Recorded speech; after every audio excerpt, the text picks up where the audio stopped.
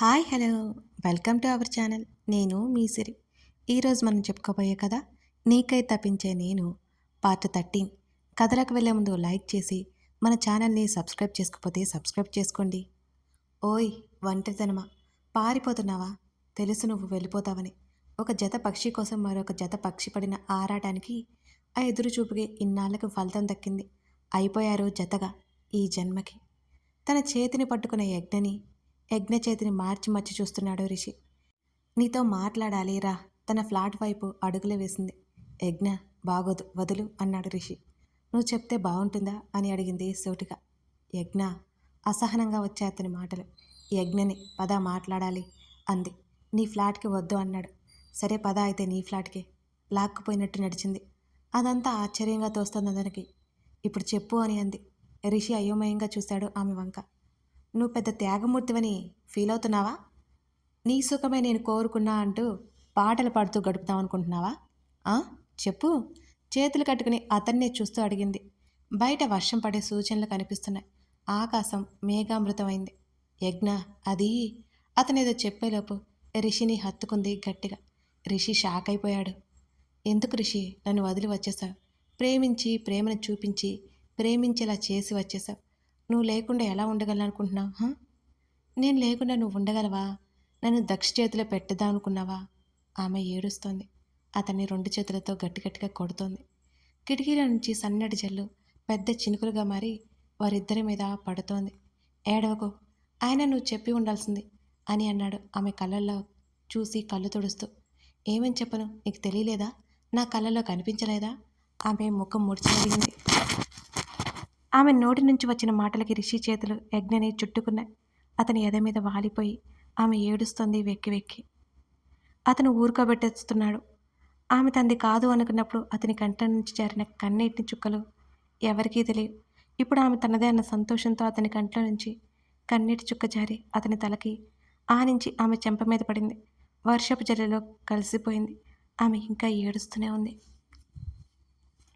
ఆమె ముఖాన్ని చేతులకు తీసుకుని ఆమె నుదుటిన ముద్ద పెట్టాడు. అతని ఎద మీదున్న ఆమె చేతిని తీసుకుని మరొక ముద్దిచ్చాడు. ఆమె విచ్చుకున్న పెదవులతో అతన్ని చూస్తుంది.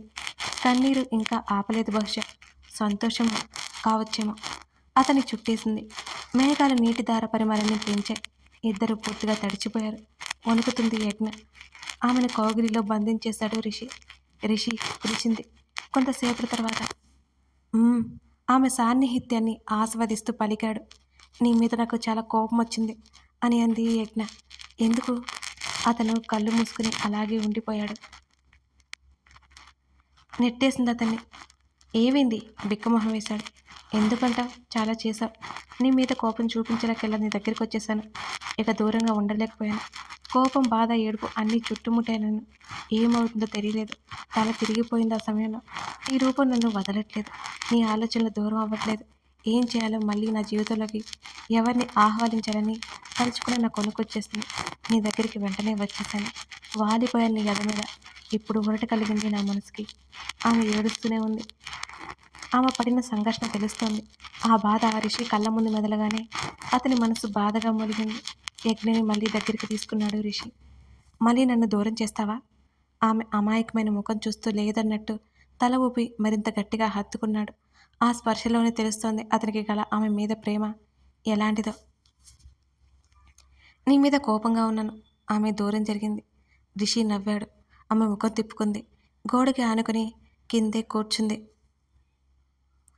మేఘమా, చిరుజల్లులు కురిపించి మేను పులకరింపచేయుమా అని ఓ నీలాకాశం నువ్వేమైనా మేఘానికి చెప్పుమా. ధరణి తన శకునిని వేడుకుంటోంది. అందుకే ఈ వర్షం అని అన్నాడు రిషి. ఓహో అన్నట్టు చూసి చేతులు పైకి పెట్టి, ఓ ప్రేమదేవత, నా ప్రియసఖిని చేరి తనతో పాటు నా మీద ప్రేమ జల్లు కురిపించి ప్రేమ తుఫాన్ని సృష్టించి అందులో తడిసి ముద్దయ్యేలా చేయమా అని అన్నాడు రిషి. ఈసారి మనోహరంగా నవ్వి రిషి భుజం మీద కొట్టింది యజ్ఞ. థ్యాంక్ యూ ఆమె చెప్పింది. ఎందుకో అని అడిగాడు. నా లైఫ్లోకి వచ్చినందుకు అని అంది. అతను చిన్నగా నవ్వాడు. మీ వాళ్ళు నన్ను ఒప్పుకుంటారా అని అడిగింది. ఆమె కళ్ళల్లో తొనికిసలాడుతున్న నీటితో ఆమె చేతిని తన చేతిలోకి తీసుకుని, అమ్మా నాన్న నాకు లేరు. అతని స్వరం గద్గదమవుతోంది. అతని చేతి మీద నొక్కి పట్టుకుంది. నానమ్మ తాతయ్య ఉన్నారు, కానీ నేను వాళ్ళతో ఉండను అని అన్నాడు. ఎందుకని? అమ్మకి ఎవరూ లేరు. వాళ్ళ అమ్మని యాక్సెప్ట్ చేయలేదు. తర్వాత చేశారు. అప్పటికి అమ్మ చివరి రోజులనే తెలియదు ఎవరికి. చిన్నప్పటి నుంచి అటాచ్మెంట్ తక్కువ వాళ్ళతో నాకు. అందుకే నేను ఇక్కడే ఉంటున్నాను అని చెప్పాడు. వాళ్ళు ఎక్కడ ఉంటున్నారు? మీరు ఇంతకుముందు ఉన్నారుగా, అదే దక్షతో పాటు అదే సిటీ. అవునా? నిన్నెప్పుడూ చూడలేదు నేను. అక్కడ నువ్వు లేవుగా. లేదు, అక్కడ 1 ఇయర్ ఉన్నాను. నువ్వు అప్పటికే అక్కడే ఉన్నావు. అంకుల్ మాటలతో తెలిసింది. అప్పుడు నిన్ను కలవలేకపోయాను అని అన్నాడు రిషి. అదే కదా ఫేట్. ఎప్పుడు ఎలా ఎవరిని కలుస్తామో తెలియదు అంది యజ్ఞ. అన్నాడు. మరి ఆశ్రమం? అక్కడే మా ఇల్లు. ఆశ్రమం అమ్మ కల. తనే చేసి చూసుకునేది. అందుకే ఆశ్రమంని ఇప్పుడు నేను చూసుకుంటున్నాను అని అన్నాడు రిషి. ఇల్లు ఉంటే మరి ఇక్కడ ఇలా ఎందుకు? ఒక్కనే ఉండాలంటే భయం. అతను నవ్వాడు. మూతి ముడుచుకుంది యజ్ఞ. అర్థమైంది ఆమెకి. అతను ఒంటరిగా ఉండాలి అనుకోలేదని. మరి అమ్మా నాన్న ఎలా? ఆగిపోయింది పూర్తి చేయలేక. అమ్మ యాక్సిడెంట్లో, నాన్నేమో అమ్మ లేకుండా ఉండలేకపోయారు. ప్రేమించారు కదా. చిన్న చిరునవ్వు అతని ముఖంలో. ఎందుకో ఆ నవ్వు యజ్ఞకి అర్థం కాలేదు. బాధపడి పడి పడి వచ్చిన నవ్వని ఎవరికీ తెలియదుగా. ఇలా రా. నిల్చున్న అతన్ని పిలిచింది యజ్ఞ. ఆమె పక్కనే కూర్చున్నాడు. కాళ్ళు చాపి అతని ఒడిలోకి తీసుకుంది అతని తలని. పడుకుని చూస్తున్నాడలా ఆమె వైపే. అతని కళ్ళల్లో తడి చేరింది. యజ్ఞ కళ్ళల్లో నీళ్లు బొట్టు. రిషి నుదుటిన ముద్దాడింది. ఏడ్చాడు. చిన్నపిల్లలా ఏడ్చాడు. యజ్ఞ కంగారు పడిపోయింది. యజ్ఞ, అమ్మ అంటే చాలా ఇష్టం నాకు. ముడుచుకొని ఆమె నడుము దగ్గర ముఖం దాచుకొని చిన్నపిల్లాడైపోయాడు. ఇంకా ఏదేదో చెబుతున్నాడు. ఇన్ని రోజులు ఇంత బాధ ఉందా అతనిలో? చిరునవ్వులు చిందించే అతని మనసు వెనుక బోల్డ్ ఆవేదన. ఒంటరైపోయాడు. అందుకే అర్థమైంది ఆమెకి. నలుగురు సంతోషంలో తన సంతోషం వెతుక్కుంటున్నాడని ఆమెకి తెలుస్తోంది అతన్ని అలా చూస్తూ ఉంటే. రిషి, నాకు ఏడుపొస్తుంది. అప్పటికే ఎంతో కన్నీరు కాచిన తర్వాత చెప్పింది యజ్ఞ. అప్పటికి కుదురుకుని కంట్రోల్ చేసుకుని ఆమెను అలాగే చుట్టుకొని మౌనంగా ఉండిపోయాడు. అతని తల నిమురుతూ ఆలోచిస్తోంది. ఆమెకు అర్థమైంది ఇన్నాళ్ళు అతని బాధ, ఆమె సాన్నిహిత్యం అతని మనసుకు చాలా ఊరటాన్ని. తలుపు తట్టిన చప్పుడు. లేస్తున్నాడు రిషి. లేవకుండా ఆపి, ఎవరు అని అడిగింది. నేను, ప్రతిమ అంది ప్రతిమ. వెళ్ళు, నేను వస్తాను అంది యజ్ఞ. బయట వర్షిత్ని కూడా లాక్కుపోయింది ప్రతిమ. అరగంట గడిచింది. వాన వెలిసింది. యజ్ఞ పిలిచాడు. మేలుకునే ఉన్నావా? ఆశ్చర్యం ఆమెలో. నిద్ర పట్టలేదు. లేచి కూర్చున్నాడు. నేను వెళ్ళనా మరి అని అడిగింది. అప్పుడేనా? వెంటనే అన్నాడు. నవ్వి పైకి లేచి డోర్ దగ్గరికి వెళ్ళింది. రిషి ముఖం వాడిపోయింది. యజ్ఞ పిలిచాడు బిక్కమొహం వేసి. రేపు ఆఫీస్లో కలుస్తాను. అన్యాయం అన్నాడు బేలగా. వెళ్తున్నా. వెళ్ళిపోయింది వెనక్కి చూడకుండా. నవ్వుకుంటున్నాడు తన ప్రేమ దగ్గరికి వచ్చిన ఆనందంతో. తర్వాత రోజు ఆఫీస్లో దాదాపు 2 నెలలైపోయింది యజ్ఞ వచ్చి. అందుకు చుట్టుముట్టారు అంతా. పెళ్లి కుదిరిందా? ఎంగేజ్మెంట్ చేసుకుని వచ్చావా? ఇంకా బోల్డు ప్రశ్నలు అడుగుతున్నారు. అంతా క్యాంటీన్లో సెటిల్ అయ్యారు. కుదిరింది అంది. సౌండ్ లేదు ఎవరికి. నవ్వుతూ చూసింది రిషిని. హలో యజ్ఞ. కోమలి వచ్చింది. చిన్నగా నవ్వి సమాధానం ఇచ్చింది. తన్ని చూడగానే రిషికి పెళ్ళి ఓకే అంట. ప్రతిమ మాటలు గుర్తుకొచ్చాయి. కోమలికి రిషి అంటే ఇష్టమని ఎప్పుడో తెలుసు యజ్ఞకి. తన్ని ఓకే చేశాడా? నాకు చెప్పలేదు. ఇప్పుడు తన్ని రిజెక్ట్ చేశాడా? ఆమె ఆలోచిస్తుంది. యజ్ఞ, హరిత పిలవడంతో తేరుకుని రిషిని చూసింది. అప్పటికే కోమలితో నవ్వుతూ మాట్లాడుతున్నాడు రిషి. రిషి గురించి తెలుసు నాకు. మరి ఏం జరుగుంటుంది? ఆమె ఆలోచిస్తూ కలవాలని మెసేజ్ చేసింది. వెంటనే యజ్ఞ వైపు చూశాడు. ఫోన్ చేత్తో పైకి పెట్టుకుంటూ. టెర్రస్ మీదకని అర్థమైంది. ప్రతిమకి చెప్పి వెళ్ళింది టెర్రస్ మీదకి యజ్ఞ. అడుగుల చప్పుడు. ఎందుకు చెప్పలేదు? కనీసం వెనక్కి తిరగకుండా అడిగింది. వెనక నుంచి ఏ సమాధానం లేదు. నిన్నే ఎందుకు చెప్పలేదు నాకు? మరోసారి అడిగింది. ఆమె వీపుకి వెచ్చటి శ్వాస తగులుతోంది. ఆమె ముఖం కోపంతో ఎర్రగా అయిపోయింది. వెనక్కి తిరిగింది యజ్ఞ తులసి. ప్రేమ, నీ ఎడబడి మహా కష్టం సుమ. దరికి చేరి దూరం అయితే ఈ ఊపిరి ఆగిపోదా? ఎల్లప్పుడూ నీ చెంతనే ఉండి నిన్ను అంటిపెట్టుకుంటే ఈ శ్వాస నిలవలేకుంది. యజ్ఞకి అంత అసహనంగా తోస్తుంది. ఆమె డెస్క్లో ఈ శుభలేఖ ఎందుకుంది? దానిలో పేర్లు ఆమె ఎంతగానో ప్రాణం పెట్టుకున్నా అతనిది. అతని పేరు తర్వాత ఆమె కథ ఉండాలి. వేరే ఎవరో ఉంటే సహించలేకపోతుంది. కారణం అతను ఆమెకే సొంతం. ఆమెకు మాత్రమే సొంతం. చేతిలో శుభలేఖని మరోసారి తెరిచింది. దానిలో రిషినందన్ వెడ్స్ కోమలి అని అందులో రాసి ఉంది. రిషి పేరు పక్కన తన పేరు కూడా ఉండాలి. మరి ఇదేంటి, వేరే ఎవరో పేరు ఉంది.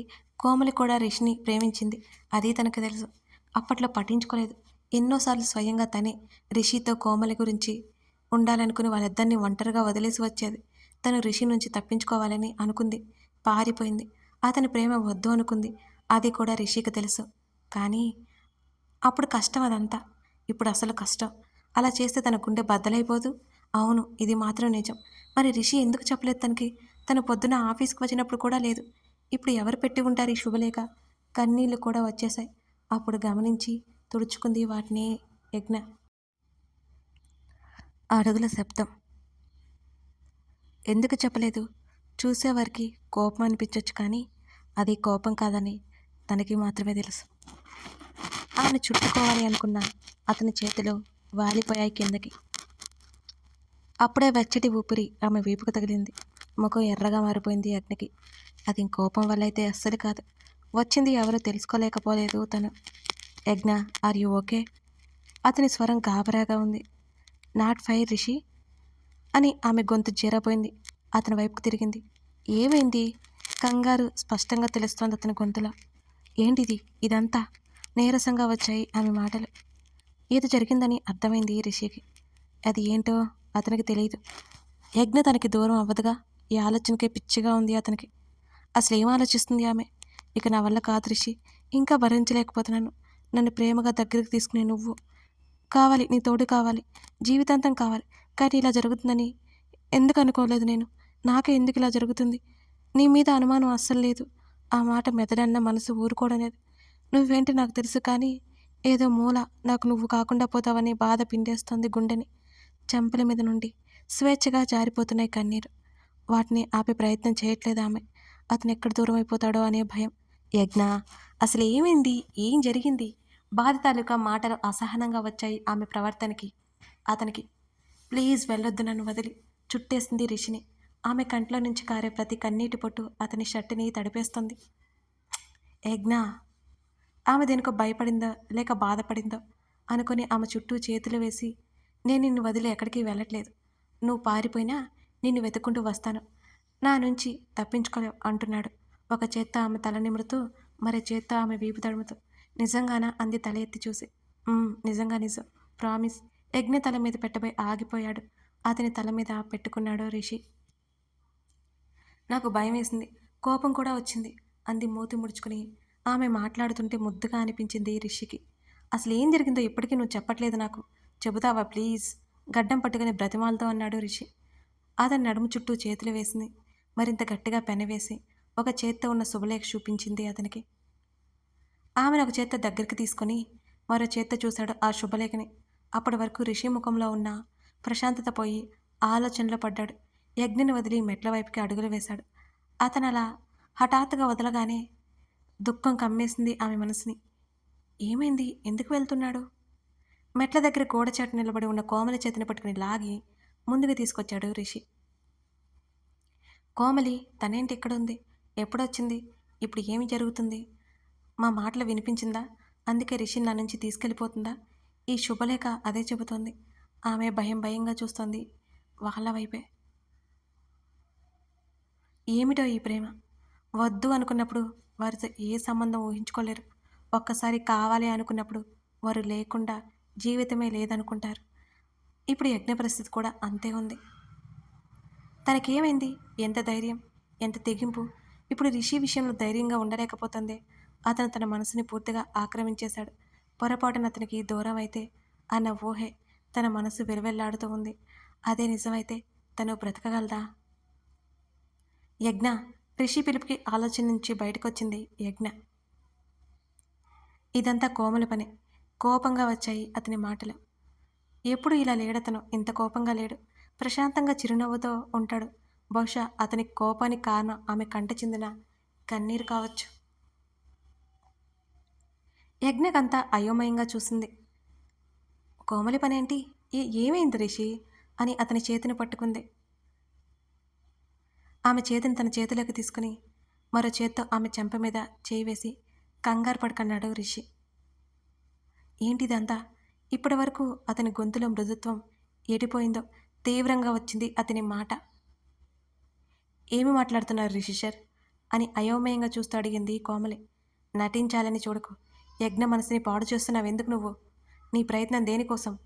అతని ముఖంలో కోపం కనిపించలేదు కానీ అతని మాటల్లో స్పష్టంగా తెలుస్తుంది. దేనికోసం అంటే నీకోసమే. కోమలి గట్టిగా అరిచింది. నా కోసమా? అయోమయంగా అయిపోయాడు రిషి. అలాగే ఆగిపోయాడు. కథ కొనసాగుతుంది. యజ్ఞ రిషి మధ్య అపార్థాలు సృష్టించాలని కోమలి అనుకుంటుంది కదా, ఎందుకో తెలుస్తుంది. కథ నచ్చితే లైక్ చేసి కామెంట్ చేయండి. Thank you for watching this. ఇంకొక ముఖ్యమైన విషయం అండి, మన సిరి డైరీస్లో నిన్నటి నుంచి గివ్ అవే ప్లాన్ చేశానండి. ఒకసారి విలన్ వీడియో తప్పకుండా చూడండి, మర్చిపోకండి. విలన్ 100 పార్ట్ తప్పకుండా చూడండి.